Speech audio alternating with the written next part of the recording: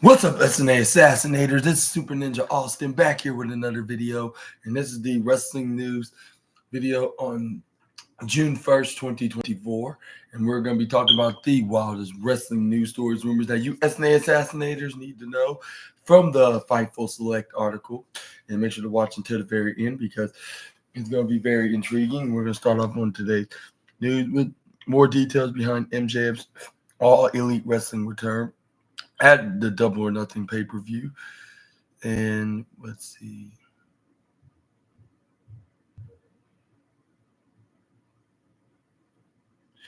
And MJF is back and returned with a fiery promo.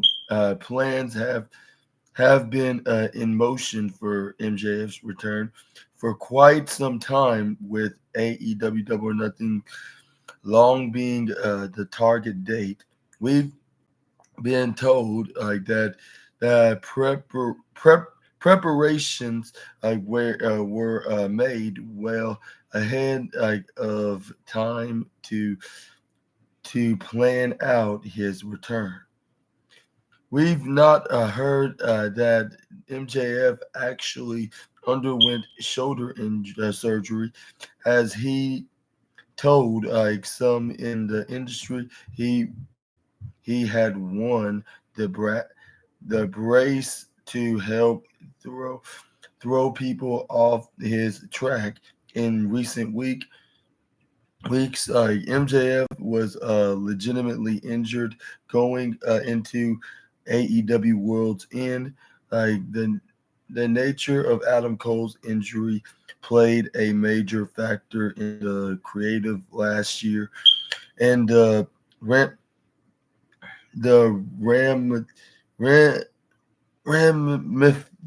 ramifications are still felt.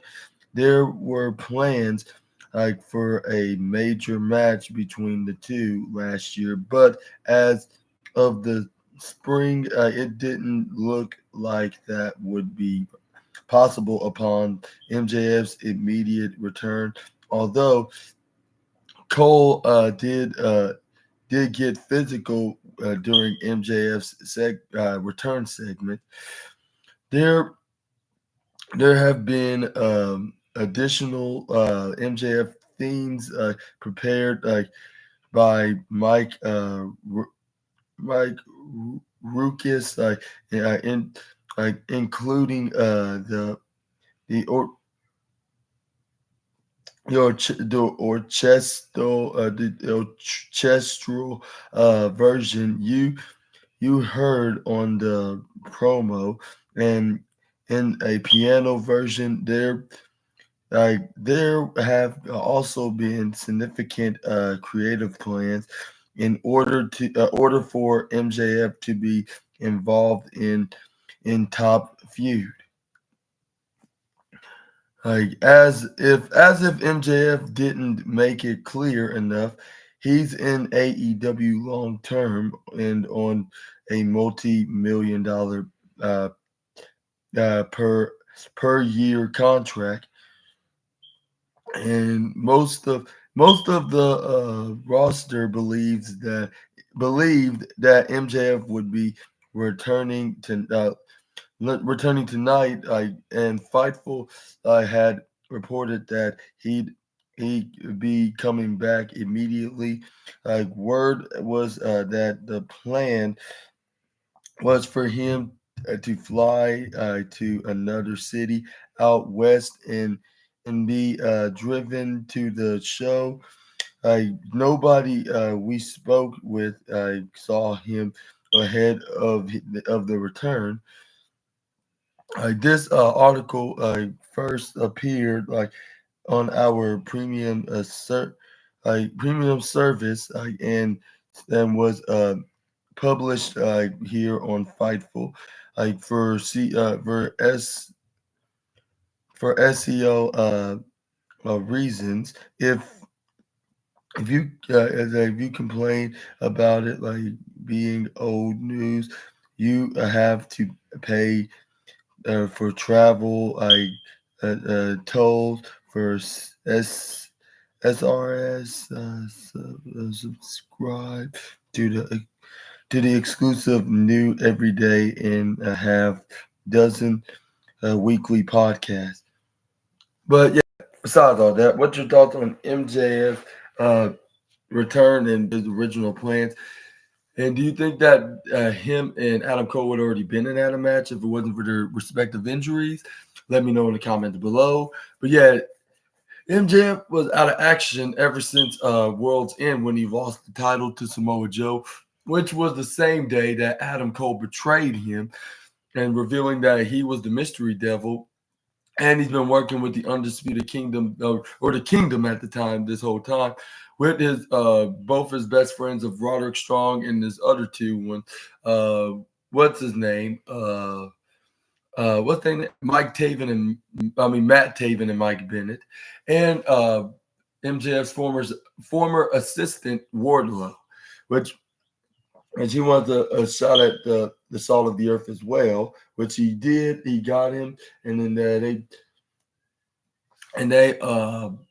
beat him down, and then they send him right into the on the shelf. Like even though he already sustained an injury, like by previous from that, but now like ever since Adam Cole was clear enough to compete, and also MJF is also clear enough to compete. We saw Adam Cole announced his return, and then he he's gonna be back on the top of the main event division, like and then that's when MJF came out there. It was like he like nothing like they're it's like if they never ever. It's like if they never ever split from each other, or Adam Cole didn't stab him in the back. It's like the way he looked like he looked like he was gonna get a hug, but this where he low blowed him, hit him with the brain buster, and then officially announced that he's back. And he was wearing that Triple H inspired leather jacket that Triple H wore when he made his long year awaited return back in '02 when he won the Royal Rumble. Yeah. But anyways, but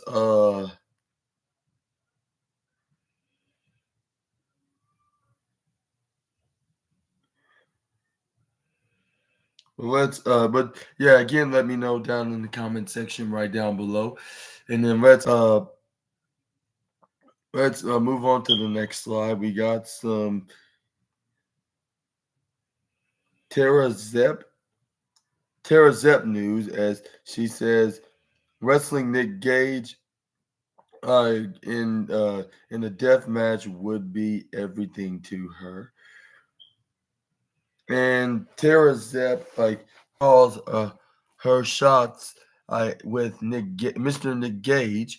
Nick Gage is simply simply a death match legend, a prominent face of the U.S. indie wrestling scene over the course of the past 2 decades. Gage has been in awe and is an inspiration to deathmatch wrestlers across the world. While speaking to Fightful's Corey Brennan in a recent interview, Tara Zepp spoke on what it would mean for her to step into the ring with Nick Gage. She said, "Yes, that would be everything, because I think he was during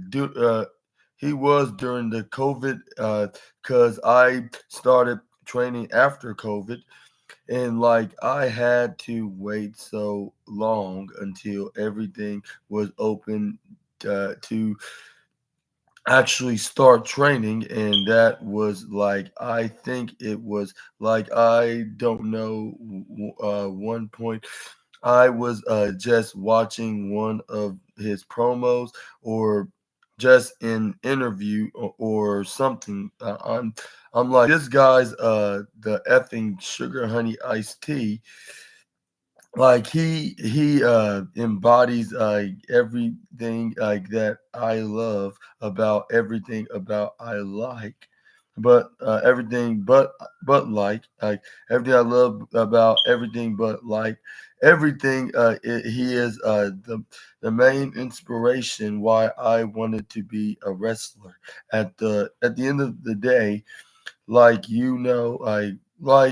I don't know, like he just had something that nobody else has, like so that that's the reason why I'm wrestling. So that would be like a full circle experience if I got in the ring with him.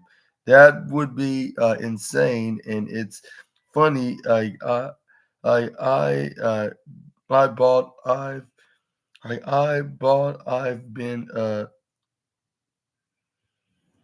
or I thought like they actually put bought instead of thought but I'm gonna correct that mistake. It's I I've been looking for this jersey. I don't know if you knew about when he basically died in the ring. He had that Bulls jersey, the the the light the white one, like the Jordan, like on the black. Like I ended up finding one perfectly like in my size. Like recently I have it in my closet, and I'm like, if I ever wrestle Nick Gage, this is what I'm wearing. I'm not going to wear it until that that freaking day. If that ever happens, otherwise that's going to be sitting in my closet for the rest of my life. Tara is still young, like in her still young in her deathmatch wrestling career. Only participating in a couple of the of at this stage. And what is your thoughts on to her want to fight Nick Gage? And do you think she'll ever achieve that dream of doing that and facing her death match hardcore wrestling idol?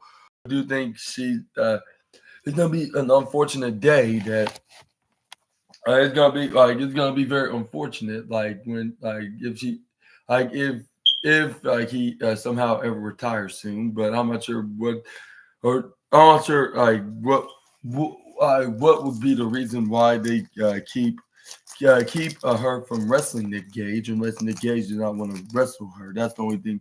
That's the way I see it. So I'm not sure why I even asked that question. But I should be asking, even if you disagree on it. Like I'm just gonna say, let you know. Let me know in the comments down below. Like what do you think? What's gonna happen with? I think anything's possible. I think Nick Gage will see this, and that's where he'll probably accept her challenge. But but yeah, I'm not sure like what's gonna happen. Like I heard about Nick Gage. I mean, I've watched Nick Gage on AEW before because he it was a special guest appearance when AEW was partnering with GCW, a company that Nick Gage normally wrestles for in the independent United States independent wrestling circuit. But yeah, he wrestled Chris Jericho in a very brutal match, which was MJF's pick on who's Jericho's next opponent is, which was Nick Gage, and he was slicing up Jericho's head with that pizza slicer in his forehead, and then Domino's hilariously showed a commercial of their of their product right after they showed that, which I think it was kind of a near coincidence, but at the same time, you never know like if it was or not, but anyways, like yeah, let me know down in the comment section right down below if if you think that for you death match fans, you death match wrestling fans, let me rephrase that. I want to see these two fighting. Yeah, drop a comment down below for those hardcore fans that love extreme hardcore wrestling. But let's move on to the next news. We got some Drew Gulak news. Weight champion Drew Gulak returns to Beyond Wrestling, and Beyond Wrestling announced that Drew Gulak will be a part of Beyond Wrestling's American Rana, where Eagles dare on July 4th. And it says right here, Drew Gulak will be this will be Drew Gulak's first match at Beyond since 2016, and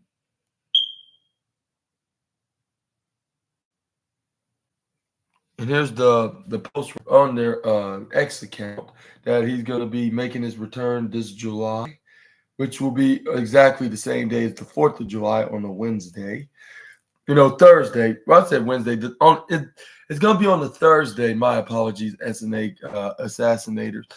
But yeah, because it was a leap year. And yeah, I'm going to show it to you one more time. About 10 seconds to look at, and if you need more time, I would recommend you to pausing the video and reading the whole thing. And sorry about that. But it says right here, Drew Gulak's contract with WWE reportedly expired, and was not renewed by the company. He had been part of the No Quarter Catch Crew Club, but was written off television on the April 16th episode of NXT when the D'Angelo family took out the trash. The quote unquote trash, let me rephrase that. And what is your thoughts on Drew Gulak being announced to be in this independent wrestling company in over 8 years since the last time he wrestled there?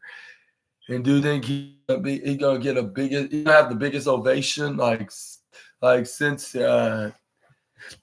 since he's been or he's gonna have the biggest ovation of coming back there, and for those Beyond Wrestling fans that watches the product, what is it like? What is it like? Just curiously, let me know down in the comment section right down below. And do you think he's gonna have the biggest ovation? He's gonna win the top title, if they have the biggest title you can achieve in their company, or do you think he's gonna be just be in the middle card division? Let me know down in the comments below. And yeah, and the reason for WWE possibly not renewing Gulak's contract is because because of a couple of years ago of an incident that Ronda Rousey has recalled, that happened behind the scenes, and I believe in a interview with Fox Sports News Nation, I believe it was Fox News Nation. Yeah, she said that he pulled on the what's that the drawstring of her sweatpants. Yeah, but Drew Gulak said it was all just an accident. And now I'm not sure if it really was an accident or if he purposely did it, an intentional. I'm not sure. I'm not sure about that, but let's just say it didn't do any favors for him, in his run in in this at the end of his run in WWE, because it happened right after Drew, not Drew, his team as his former No Quarter Catch Crew teammate Charlie Dempsey won the Heritage Cup Championship from Noam Dar. And also, no, yeah, and since then, a couple weeks after that, that's when the news broke about that, and then that's when we got WWE written them off the television with Tony D'Angelo taking care of the trash, which I'm not sure if he's dead to WWE or if he's dead, or is he locked or somewhere locked away, like from with Tony Dan, like in kayfabe with Tony D'Angelo, like, or yeah, have him sleeping with the fishes or wherever he may be at. Like, yeah, like it seemed like he's not going to come back to WWE anytime soon, whether if he's banned or not. There in reality side of things, like he's yeah, it's gonna probably be 10 years from now before he comes back to WWE, the way I see it.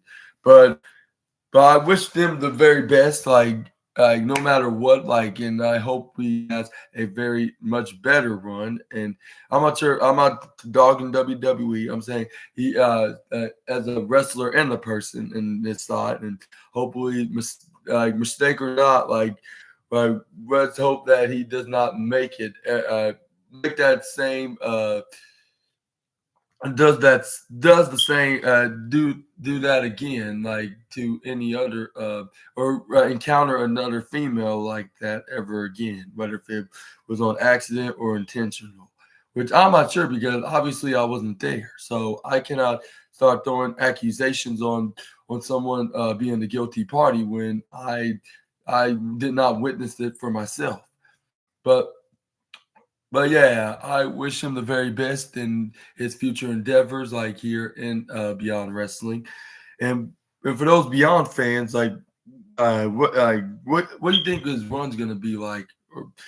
And do you think he's gonna be looking like a main eventer or just a mid carder, like whether if it's in a higher position or a lower position? Yeah, just give me your opinion down below.